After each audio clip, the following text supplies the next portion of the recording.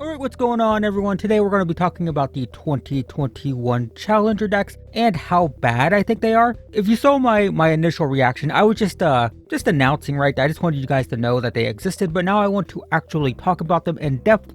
And let me clarify before I start, because I don't want people to get the wrong impression. If you want the most competitive deck that you can get right out of the box, I think these are still really good. I think these are still your best bet. If you want to play a Friday Night Magic, if you want to play against your friends, whatever, if you're just looking for a deck that you can, open, play immediately, I still think these are really, really good. They're built after, tier 1 decks, they're meta decks. Like if you like playing mono red aggro, then buying the red aggro deck is totally fine. The deck is basically on point. All it really needs is like maybe one more Embercleave or two. But for the most part, like these decks are great from a functionality perspective. Like if you look at it purely from does it provide something to the person that buys it? The answer is yes, they're still pretty good. However, the problem with this batch is the value. The value of these decks is worse than ever before. Now do keep in mind that prices will change day by day, and they will likely go down after release as people open these and more of these cards enter the market. But currently the most valuable deck is the Rogues deck at $70. These are all the prices. The least valuable is the Green Stompy deck at $47, at least at the time of this recording, which is like a few days after they were announced. And this is pretty bad compared to the previous deck. So just to put it into perspective, these are the original 4 Challenger decks, and these are the value of those decks when they were first announced. You'll notice they're all in the $80 to $90 range, the most expensive being $95, the least expensive being $80. So the most expensive deck in the current batch is less valuable than the cheapest deck in the first batch, right? Like here's the most valuable deck currently, here's the worst, least valuable in the first batch, and well, you see the problem, right? Now what's interesting is the second batch of Challenger decks, the 2019 edition, these were highly criticized for their lack of value. People complained a lot about these. Social media, when they were first announced, people got all super offended, lots of outrage, and I actually responded to that. I don't normally respond to drama and controversy and whatnot, but I made a video titled "Everyone is Wrong About the 2019 Challenger Decks," in which I defended that batch of Challenger decks, and to this day it's one of my most popular videos, also one of my most disliked videos. When the community is outraged about something and you go against the grain and say you're all wrong, people don't necessarily respond well, but I still stand by everything I said in that video. I was adamant that these decks were still amazing. But anyway, the reason people were angry about these is the United Assault deck was only worth $63. And again, remember that previous screen, here's the original. So these were the prices of the original decks, right? And the second batch had a deck worth $63, the least valuable deck to date at that point. So this was quite the downgrade. So here's all the decks from 2019, here are the prices. And I still thought these were really, really good. I still thought these were amazing. Even though one of the decks was lower in price, I still think overall the decks were really, really good. And I made an entire video defending these, despite the fact that, it wasn't necessarily in my best interest to tell the entire community that these were good, but I did anyway. And by the way, I put this graph in that video. I'll leave a link to the video if you want to check it out. You can watch it yourself, see for yourself. But I put this graph up. I showed that technically the decks were close to the same value. They really were. They weren't that much more, or they weren't that less valuable overall. It was just that all the value was heavily concentrated in that Arcane Tempo deck. If you took $30 out of Arcane Tempo and you distribute it among the other 3 decks, if you put $10 in each one, then this is what it looks like, and it's actually much better. So that was the point that I made in that video, was that yes, there was a $63 Challenger deck, but there was also a $120 Challenger deck, and technically it averaged out. It was just that for some reason the cards in that deck went up in value and the ones in United Assault went down in value, and it was a problem. So even though the community was really mad about that, I was adamant that the decks were still amazing, and I paid for it in the form of dislikes, which probably don't matter. Like I said, it's my most popular video. People disliked it, but people watched it, so whatever. But the point is, people complained because of these prices, right? These decks were still amazing, but technically one of them was less value. But by comparison to the current batch, this is kind of amazing, right? Because the worst value deck and that batch that everyone complained about was $63, and now the best value deck in 2021 is a $70 deck. So, it's pretty bad. I will say that I do think that Dimir Rogues and Azorius control decks are fine, at least in terms of value. I think the Dimir Rogues and Mono Red decks are probably the closest to tier 1 decks, but the Azorius control and Dimir Rogues decks are closest to where I want the value to be, right?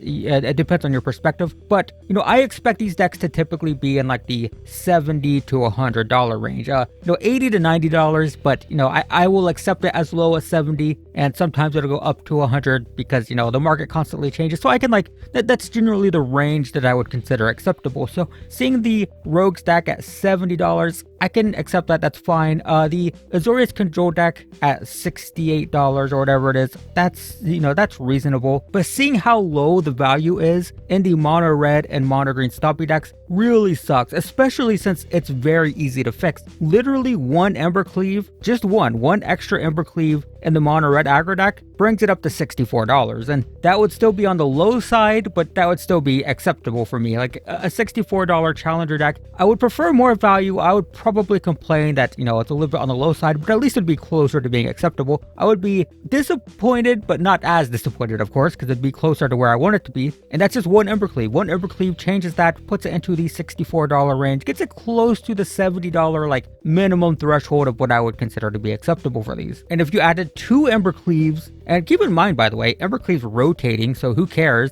Who cares if it goes down in value? It's going to be rotating in a few months or later this year, whatever. 2 Embercleaves brings it up to like $75, $76, which is perfectly fine for me. And then for the Mono Green deck, I mean, a lot of people think that the Great Henge should be in it, right? And I totally agree. Great Henge should be in this deck. There is one problem though, as I discovered in my initial video that I posted like a week ago or whatever. The card is worth $45. And the problem with that is just having one single card worth more than the retail price of the product makes it too easy for stores and store owners to just open these for profit, right? They don't need to sell it to a customer. Why would you sell something with a $45 card to a customer for $30? You just open it and sell the one card and you make more money and do whatever with the rest of the cards. And I know that's technically true for all the decks, right? Like when you look at these $80 decks for $30, it's easy to say, well, isn't that true for that deck too? Can't people just open that up for value? But the difference is there's no one card worth more than $30 in all of the previous decks, I don't think. So that requires you to sell multiple cards. That's multiple instances of having to pay for shipping. It's going to take more time to sell multiple cards. So even though technically it is still possible, it's less likely that stores and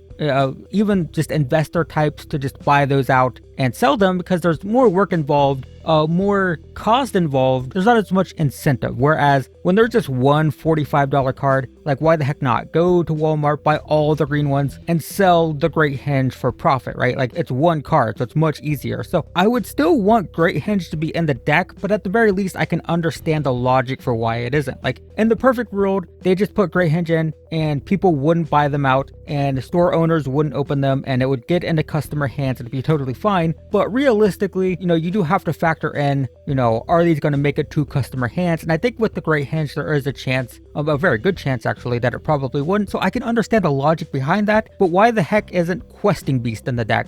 Questing Beast is like a $12 card. It is a very important part in Mono-Green Stompy. It's rotating in the fall again, so who cares if it goes down in value? And 2 of them adds $24 worth of value. Literally just 2 Questing Beasts puts the value at $70. It's a $46 deck. You add $24 worth of value. 2 Questing Beasts, you're at $70. And then there's some other missing things, like there's only 2 Scavenging Ooze. Why? Just put 4 in. There's only 2 Gem Razors. Why? Just put 4 in. Those changes, right? 2 Questing Beasts, 2 Scavenging Ooze, 2 Gem Razors brings the value up to like $80. It makes the deck better. It's where the price should be. That's where the value should be. Right at $80 seems fine. Why did they cut Questing Beast?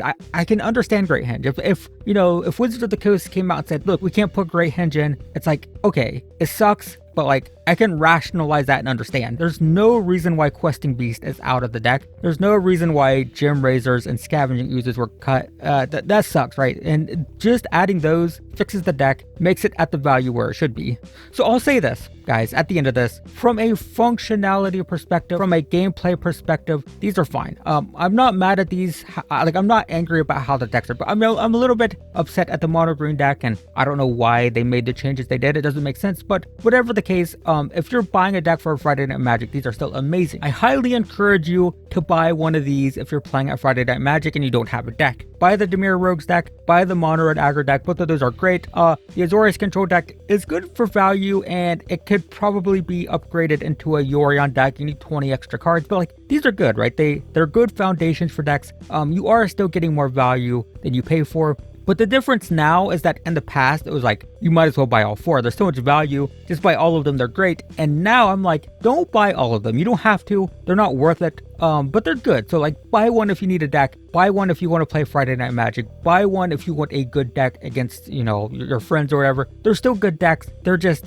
like not this, home run, grand slam, go buy all of them because they're amazing. They're not like that. Not this year. So I'm disappointed in them. I'm disappointed in the lack of value. I do still think that from a gameplay perspective, they're good, but from a value perspective, it's pretty disappointing. Now, I will say one last thing. There are a lot of crazy circumstances this year. Obviously the lockdowns, the quarantines, the suspension of in-store play. The market's weird. There's lots of cards entering the market because people are still buying sealed product, but like no one's buying singles, so like the prices are way down compared to usual. Like it's weird. Things are weird, and maybe they had a hard time predicting how valuable these cards would be, right? Because they make these months in advance, so maybe they were making them and they're like, well, we don't know, are these going to be worth more or less in 4 months?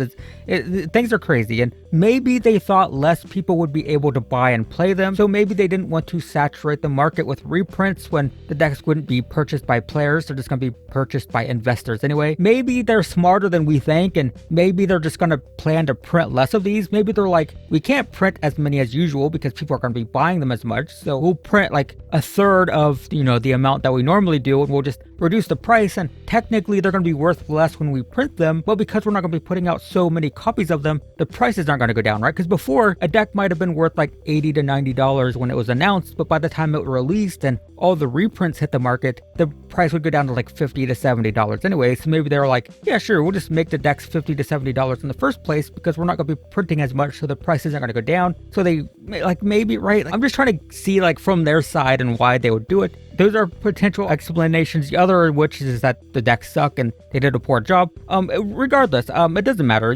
People can be angry at Wizards of the Coast and be like, screw them, they suck and they're screwing us over. Or you can be like, everything's fine, there's a reason for this. It doesn't matter. I don't care about the like predictive aspect of this. I'm just looking at it from like an analytical perspective of what we see, what we're getting, and what we're getting is good decks that aren't worth nearly as much as they should be, and a Mono-Green deck that's like doesn't have Questing Beast, which I still don't understand. So look, my final thoughts: the past year has been crazy. Maybe the low values are a byproduct of that, but regardless, it just doesn't feel great, and I sincerely hope this doesn't become the new normal for this product. These are my favorite Magic the Gathering products. They are so important for local game stores, and I don't doubt for a second that Magic the Gathering as a game is better simply because these decks exist. I firmly believe that they're really, really good for the game. So I only hope that Wizards of the Coast feels the same and improves these with future iterations, because this batch is quite the letdown. That's all I have to say, guys. I will still be doing upgrade guides. I might even do gameplay videos of these on Arena. I crafted them all. It only took like 6 or 7 wild cards because I had most of the cards already, so that's convenient. So I might do a gameplay video for each one. I will do upgrade guides for each one, all of that stuff, because I do think that they're still good from a gameplay perspective. So plenty of more videos about these coming up in the future, but for now, let's just hope they get better next year, because if this is the new normal, then kind of disappointing. Don't really like it. So that's it. Thanks for watching, everyone, and I'll see you in the next one.